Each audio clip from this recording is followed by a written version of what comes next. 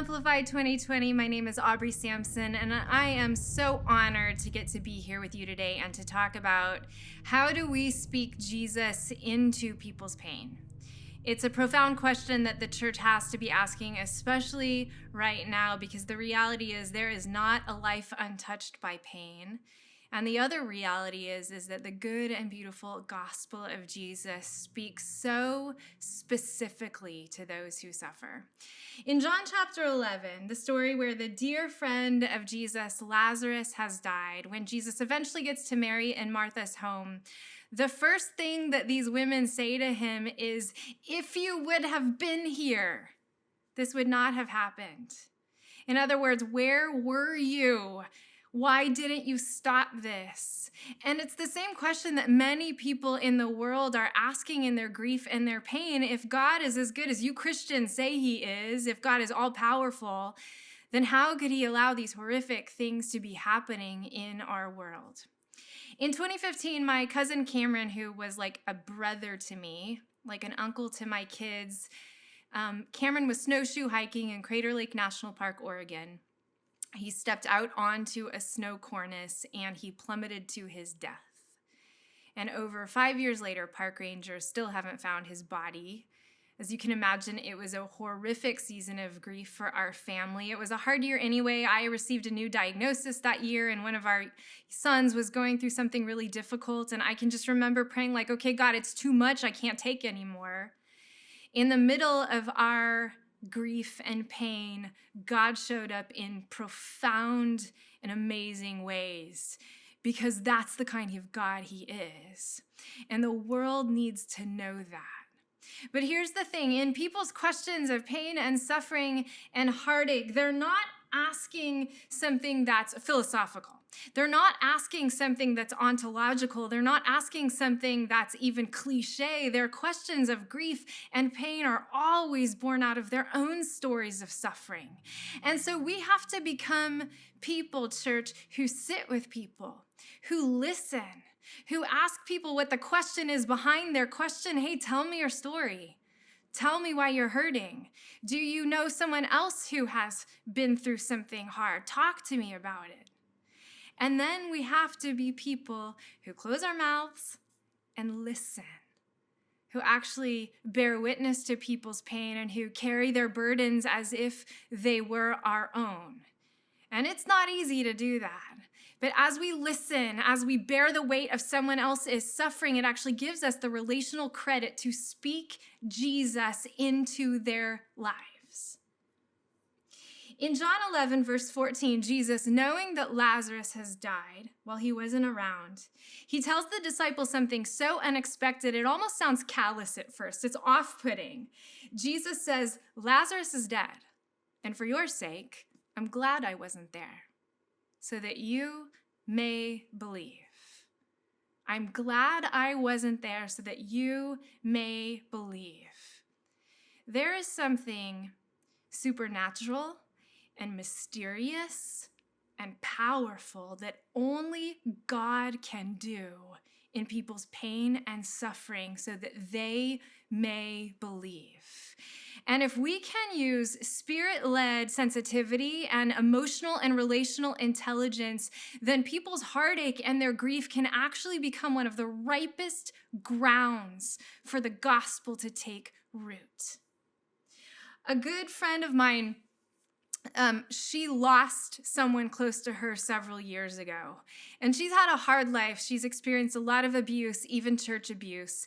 And she's someone in my life that I have just regularly connected to. Like, hey, are you okay? Hey, how's your grief? On the anniversary of her loved one's death, I check in every year. Hey, it's been another year. I want you to know I haven't forgotten. I want you to know that I'm honoring that with you. How are you? What's going on?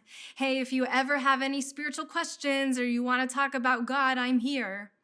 And this year, of all years, she actually reached out to me.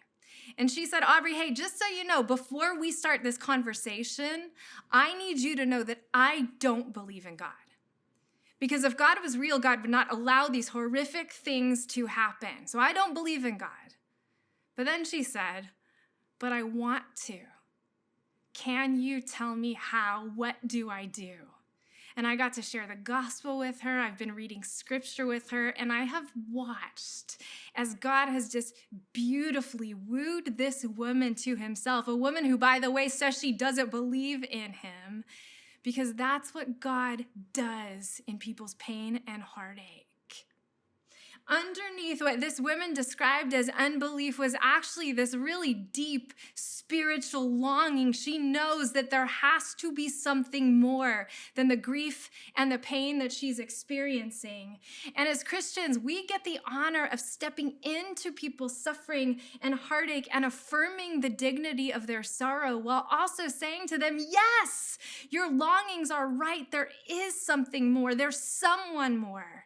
And his name is Jesus. He is the resurrection and the life, and anyone who believes in him will not die. But here's the thing, church, and this is where we have to use that emotional intelligence and spirit-led sensitivity, because sometimes what we do in our own discomfort with pain or our own awkwardness around people's pain, and let's be honest, sometimes we can be awkward, right? What we do is we rush and we take people's pain and their sorrow and we wrap it up in a pretty little package and we put a bow on it and we preach an awesome sermon on suffering, or we post something really meaningful on social media about pain and grief because that makes us feel better, right? But the reality is there is pain and there is heartache in this world that is absolutely unspeakable. There is evil that rises up against human flourishing. And for us to try to make it potable for people, it is deeply dishonoring of their sorrow and their grief. If the church is going to be winsome, if the name of Jesus is going to be a true, life-altering comfort and anchor for people who are in pain, then we have to find the wherewithal to draw near to people who are hurting. We have to find the wherewithal to sit with them in their grief without rushing them to some shallow, happy ending. We have to learn to stop trying to answer the unanswerable with quick and easy solutions. We have to begin in our churches creating safe spaces, holy environments for people to be able to express the full weight of their pain, to express the ambiguity that they're experiencing, to express their anger and their sadness without us trying to sugarcoat over their suffering and their grief. Like Jesus weeping with Mary and Martha at the death of Lazarus, we have to learn to stand side by side with hurting people. We have to grieve with those who grieve. We have to be moved violently at their losses with them. And yet, we cannot stay there. And I really want you to hear this, church, because some of you, you're actually really good at grieving with people. You're good at being empathetic. You're good at getting down in the pit of those who are suffering and just sitting with them in their pain. But sometimes, for those of us who are good at that, we actually forget to muster up the courage and open up our mouths and talk about the reason for our hope. Jesus did not stop with mourning. Jesus wept and Jesus grieved deeply over the death of his friend Lazarus, but Jesus also commanded that stone to be rolled away. Jesus also called Lazarus by name and told him to rise up. Church, if we are going to see a movement of people proclaiming the love of Jesus to those in pain, it is going to be when we can say honestly, yes, evil is evil. Grief and pain and suffering, they are not okay. But we are also going to declare God's greater reality, that in Jesus, we have victory over the grave. In Jesus, suffering is not the end of our story. In Jesus, resurrection power has come. God is writing a cosmic story of redemption and restoration, and we get to invite people who are hurting into that. We have to declare the love and salvation and victory of Jesus to those who are hurting. Because here's the deal. People in pain are searching. I have seen people lose loved ones, or they've lost jobs, or they've gone through something life-altering, and they end up searching for things they never thought they would. They end up going to psychics, or they end up looking at addictive substances, or they go to unhealthy relationships, or they cling on to ungodly and worldly philosophies. They're searching for something that they think will bring them life, but it actually brings them death. And so this call for us, church, to speak Jesus to people in pain, this is not a cute call. This is not a precious call. This is not a tidy call. This is a call for us to put on our spiritual armor, to fight under the banner of the King of Kings who has claimed the victory, to go into the dark places and proclaim the light of Jesus to those who need it most. This is the call for us, church.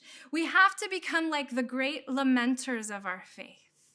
Like Jeremiah, who in Lamentations 3 said, on one hand, listen, there is pain, there is affliction, there is gall, my soul is downcast within me, and yet this I call to mind, and therefore I have hope. Because of the Lord's great love, we are not consumed.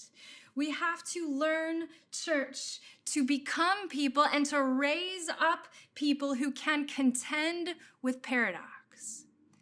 We have to become people of ambidextrous faith who can hold the reality of heartache in this world in one hand, while simultaneously declaring on the other hand that pain and heartache will not have the final say in Jesus. After my cousin's death, we held his funeral at an airport hangar because he was a pilot.